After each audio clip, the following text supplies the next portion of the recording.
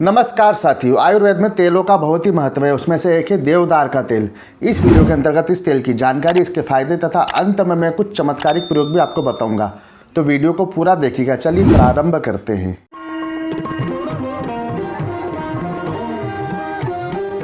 देवदार के पेड़ बहुत बड़े तथा ऊंचे होते हैं। इसके कांड 12 से 13 हाथ ऊंचे और व्यास 3 हाथ तक मोटा पाया जाता है। इसके कांड सीधे होते हैं, यह नीचे मोटे तथा ऊपर को क्रमशः गाय की पूंछ के समान पतले होते जाते हैं। इसकी शाखाएं पृथ्वी की तरफ झुकी रहती है। पत्ते लंबे कुछ गोलाई लिए होते हैं। फूल एरंड की तरह गुच्छों में लगते हैं। इस वृक्ष की लकड़ी के तख्ते, दरवाजे, खिड़कियां सभी घरों में लगाई जाती है। जिस घर में यह लगता है वह सुगंधित रहा करता है। यह अपनी सुगंध के लिए चिर परिचित है। इसके दो भेद हैं, एक स्निग्ध, दूसरा है काष्ठ। स्निग्ध देवदारू चिकना और सुगंधित होता है। काष्ठ देवदारू वही है जिसके पत्तों से उत्सव इत्यादि के समय बंधनवार बांधते हैं। सामान्य भाषा में इसे अशोक वृक्ष कहा करते हैं। बाजार में जो चिकनी तेल युक्त लकड़ी मिलती है वही स्निग्ध देवदारू है। इसके वन बहुत बड़े बड़े देखे जाते हैं। स्निग्ध देवदारू पर्वतीय प्रांतों में तथा काष्ठ देवदारू यत्र तत्र सर्वत्र होते हैं। आयुर्वेद अनुसार देवदारू का तेल त्वचा शोधन, कुष्ठग्न, वेदनाहर, योनि रोग नाशक तथा सुजाक, फिरंग आदि रोगों में परम उपकारी है। इसके 4 से 10 बूंद तक की मात्रा दी जा सकती है।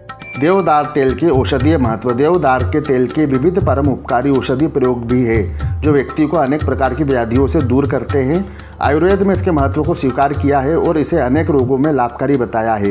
यहाँ पर इस तेल के कुछ विशेष एवं सरल औषधीय प्रयोगों के बारे में बताया जा रहा है ताकि आप भी इसका लाभ प्राप्त कर सकें। चर्म रोग में, विभिन्न प्रकार के चर्म रोग में देवदार का तेल उपयोगी होता है। यह तेल विशेष रूप से खाज एवं खुजली पर श्रेष्ठ लाभ करता है। इस हेतु प्रभावित भाग पर केवल देवदारू के तेल को लगाने मात्र से लाभ होता है। इसके 2-3 बार के प्रयोग से ही खुजली दूर हो जाती है।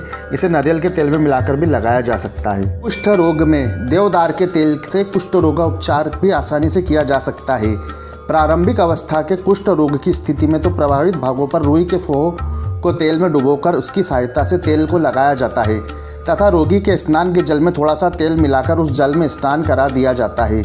प्रयोग कुछ दिनों तक लगातार करना चाहिए। योनि कुंड पर, योनि में अथवा योनि के आसपास खुजली चलने की स्थिति को योनि कुंड कहते हैं। देवदारू का तेल योनि कुंड के निवारण हेतु परम प्रभावी है।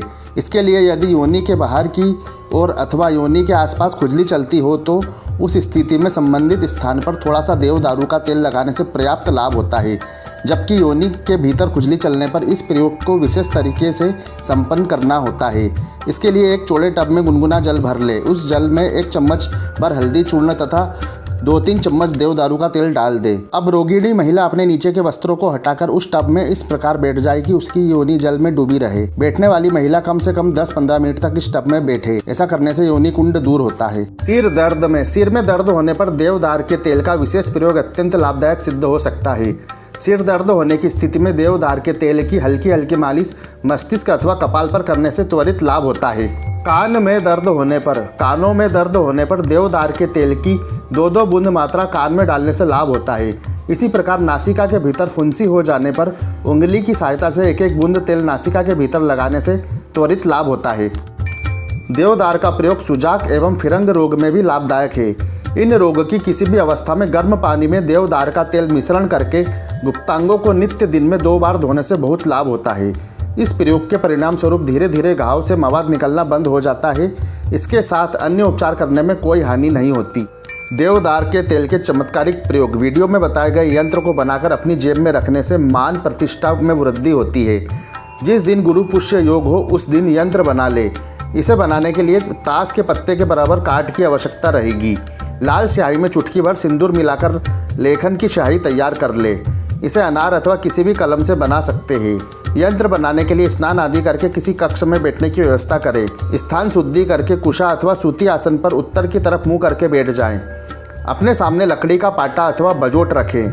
आंखें बंद कर अपने इष्ट का ध्यान करें और फिर यंत्र का लेखन करें।